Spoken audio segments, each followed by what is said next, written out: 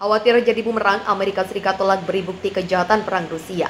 He's clearly committed war crimes. The United States has formally determined that Russia has committed crimes against humanity. And I say to all those who have perpetrated these crimes and to their superiors who are complicit in these crimes, you will be held to account. In the face of these indisputable facts, to all of us here in Munich, let us renew our commitment to accountability. Let us renew our commitment to the rule of law. Это, просто поводом послужило, наверное, заявление замминистра обороны Великобритании, что они собираются поставлять снаряды в Украину с объединенным ураном. Повторяю, это так или иначе связано с ядерными технологиями.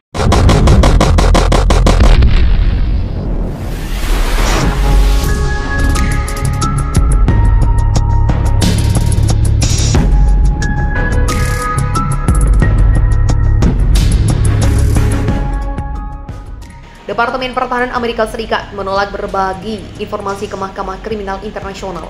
Informasi yang dilarang dibagi terkait dugaan kejahatan perang Rusia di Ukraina, sebab Washington khawatir manuver bisa dimanfaatkan untuk menjerat pejabat dan tentara AS dengan tudingan serupa. Penolakan itu diungkap The New York Times dalam laporan pada Rabu 8 Maret malam waktu New York atau Kamis dini hari waktu Indonesia Barat. Sejumlah pejabat di pemerintahan Joe Biden menyebut Menteri Pertahanan Amerika Serikat Jenderal Lloyd Austin tegas menolak pembagian informasi itu.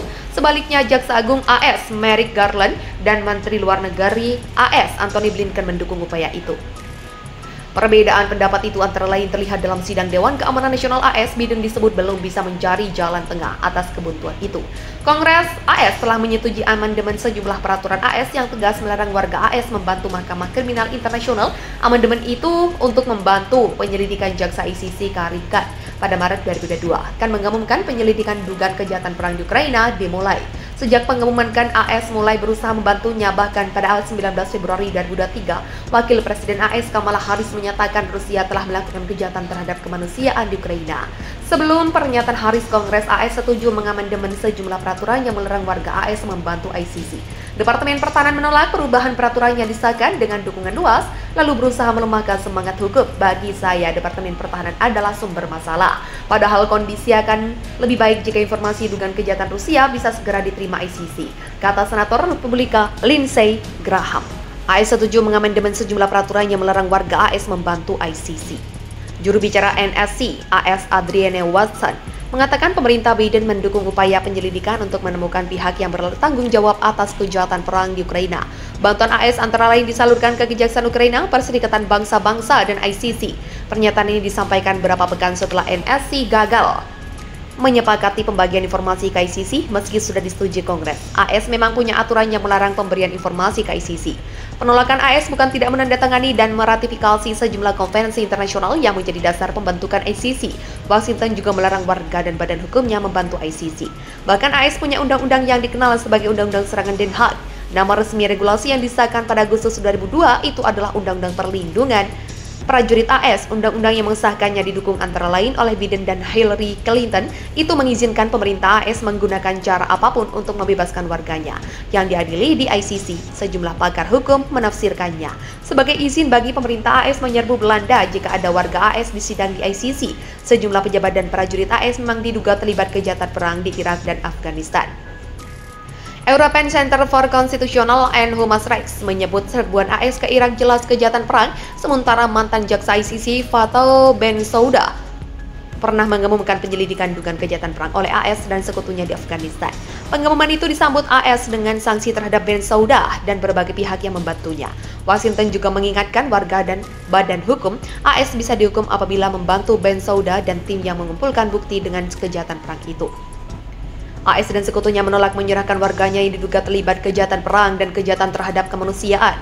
Padahal dugaan itu bermunculan sejak Washington dan sekutunya menyerbu sejumlah negara. Apalagi sebagian serbuan itu tidak disetujui PBB. Sejumlah pejabat AS menyebut Austin khawatir upaya membantu ICC dalam kasus Rusia akan memukul balik AS sebab sudah ada contoh AS membantu ICC. AS menolak melakukannya, bahkan AS menolak mengakui jurisdiksi ICC adalah satu utamanya. Khawatir ada pemimpin dan prajurit AS yang diseret ke mahkamah itu, ICC dibentuk berdasarkan Statut Roma 1998. Mahkamah itu menjadi satu-satunya pengadilan untuk menyidangkan kasus kejahatan perang dan kejahatan terhadap kemanusiaan. Bukan hanya prajurit di lapangan, mahkamah itu juga bisa menjadikan pemimpinnya bertanggung jawab atas kejahatan perang sebagai terdakwa di ruang sidang.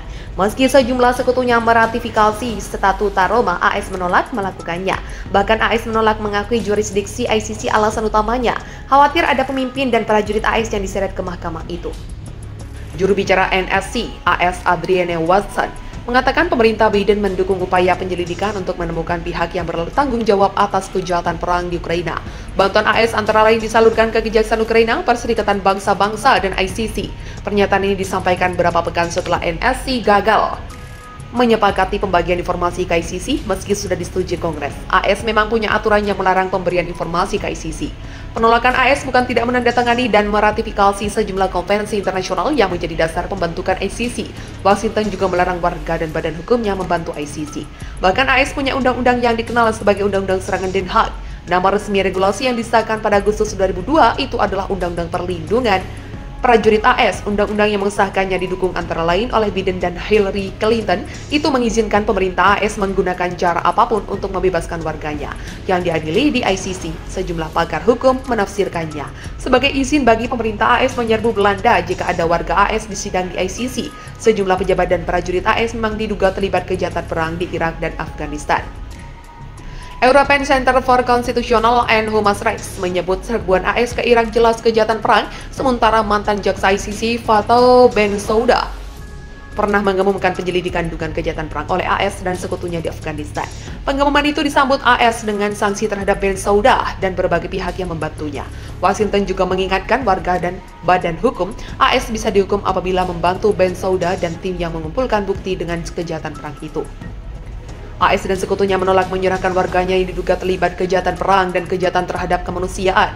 Padahal dugaan itu bermunculan sejak Washington dan sekutunya menyerbu sejumlah negara. Apalagi sebagian serbuan itu tidak disetujui PBB. Sejumlah pejabat AS menyebut Austin khawatir upaya membantu ICC dalam kasus Rusia akan memukul balik AS sebab sudah ada contoh AS membantu ICC.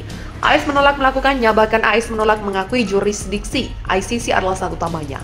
Khawatir ada pemimpin dan prajurit AS yang diseret ke mahkamah itu, ICC dibentuk berdasarkan Statut Roma 1998. Mahkamah itu menjadi satu-satunya pengadilan untuk menyidangkan kasus kejahatan perang dan kejahatan terhadap kemanusiaan. Bukan hanya prajurit di lapangan, mahkamah itu juga bisa menjadikan pemimpinnya bertanggung jawab atas kejahatan perang sebagai terdakwa di ruang sidang. Meski sejumlah sekutunya meratifikasi Statut Roma, AS menolak melakukannya. Bahkan AS menolak mengakui jurisdiksi ICC, alasan utamanya khawatir ada pemimpin dan prajurit AS yang diseret ke mahkamah itu.